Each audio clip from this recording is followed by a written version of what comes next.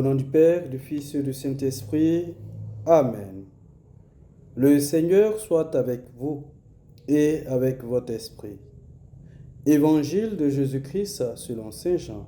Gloire à toi, Seigneur Jésus.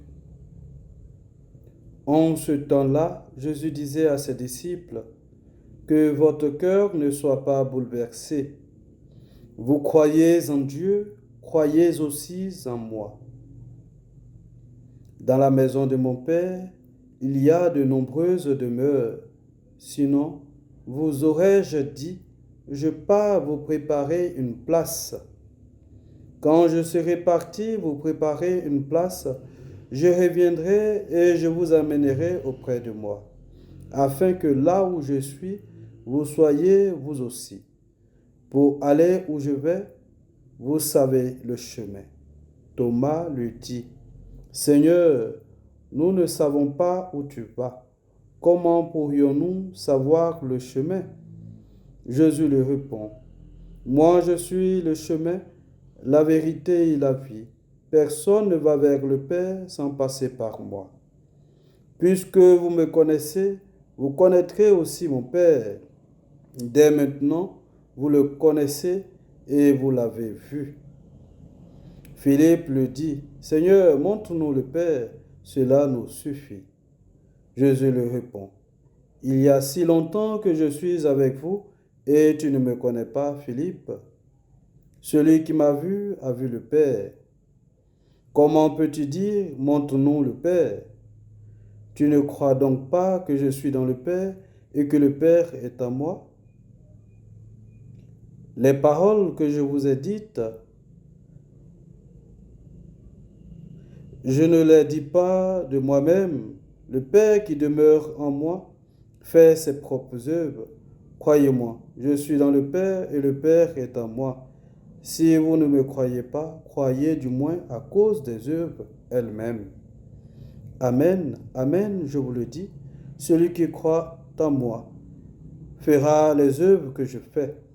Il en fera même de plus grandes, parce que je pars avec le Père. Acclamons la parole de Dieu. Louange à toi, Seigneur Jésus.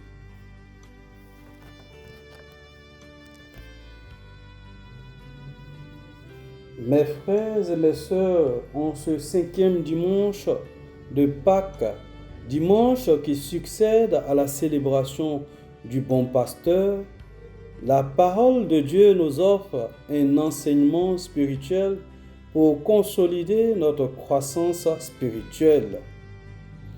Au cœur des turbulences de l'existence, deuil, des doutes, des épreuves, Jésus nous adresse une parole qui fend l'obscurité comme une lumière vive. Que votre cœur ne soit pas bouleversé. Jean 14, verset 1. Ce n'est ni une résignation, ni une naïveté, c'est un appel à la foi robuste, fondé sur la personne vivante du Christ ressuscité. Jésus prononce ces mots lors de la scène, à l'heure où ses disciples pressentent que tout se brise. Et pourtant, il leur dit, vous croyez en Dieu, croyez aussi en moi.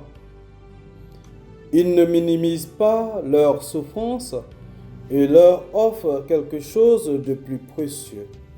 Une certitude qui traverse la souffrance.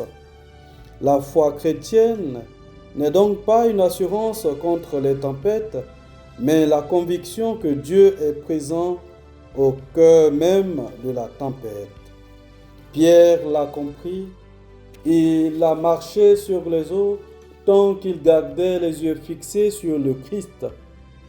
Il a coulé dès qu'il a regardé la vague. La peur existe, mais elle n'a pas le dernier mot. Thomas, ce disciple qui respire la franchise, pose la question qui est aussi la nôtre. Seigneur, nous ne savons pas où tu vas. Comment pourrions-nous connaître le chemin? Et Jésus de répondre par l'une des révélations les plus denses de l'évangile de Saint Jean. Je suis. écho du nom divin révélé à Moïse. Moi, je suis le chemin, la vérité et la vie. Jean 14, verset 6. Il est le chemin, non un itinéraire, mais la route elle-même. Il est la vérité. Il révèle le vrai visage de Dieu, Père aimant qui court vers son enfant. Il est la vie, non une simple survie, mais la vie Zoé, qui confirme la plénitude de la vie, qui commence par celui qui entre en communion avec lui. Suivre le Christ, ce n'est donc pas respecter des règles abstraites ou des théories. C'est entrer dans une rencontre et cette rencontre doit transformer nos vies. Elle nous apprend donc à penser comme lui, à aimer comme lui, à regarder les autres avec les yeux de la miséricorde. La première lecture nous montre l'Église naissante confrontée à ses premières tensions internes. Des veuves se sentent négligées et lésées dans la distribution des secours. Les apôtres réagissent avec discernement.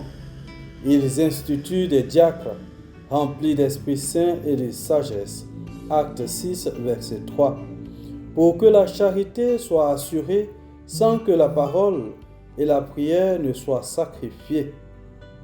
Leçon précieuse pour les pasteurs d'aujourd'hui, l'Église n'est pas une institution parfaite, mais une communauté en chemin qui gère ses crises dans l'humilité et la fidélité à l'Esprit. La foi véritable engendre le service, elle est concrète, organisée, attentive aux plus fragiles. Et chaque vocation a sa place dans le corps de Christ. Nul n'est superflu ou un surplus. Saint Pierre nous rappelle notre identité baptismale avec une force saisissante. Vous êtes une race élue, un sacerdoce royal, une nation sainte. 1 Pierre, chapitre 2, verset 9. Ces titres ne sont pas honorifiques, ils désignent une mission. Être prêtre, c'est offrir sa vie entière avec joie, dans la peine, dans le travail quotidien, comme un acte d'adoration. Être prophète, c'est témoigner de l'Évangile par la cohérence de sa vie avant même que les mots suivent. Être roi, c'est exercer une maîtrise de soi pour être libre de servir les uns et les autres. Nous ne sommes pas spectateurs dans l'Église, nous sommes des pierres vivantes, fragiles peut-être, mais bâties sur la pierre d'angle qu'est le Christ. Chacune a sa place dans l'édifice du Christ. Frères et sœurs, le temps pascal n'est pas une parenthèse, c'est une lumière nouvelle portée sur toute notre existence. Le Christ ressuscité ne nous demande pas d'être parfaits. Il nous demande de lui faire confiance, de le suivre comme notre seul vrai chemin et de vivre notre mission, chacun là où il est dans le service et le témoignage.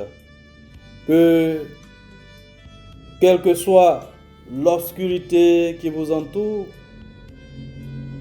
recevez la certitude comme un don. La certitude du Christ ressuscité qui est vivant, qui marche avec nous et qui nous conduit à travers toutes les circonstances de notre vie. Que cette Eucharistie nous donne la force de croire et le courage de vivre notre foi dans la franchise et la vérité. Que Dieu nous prenne en grâce et qu'il nous bénisse. Amen.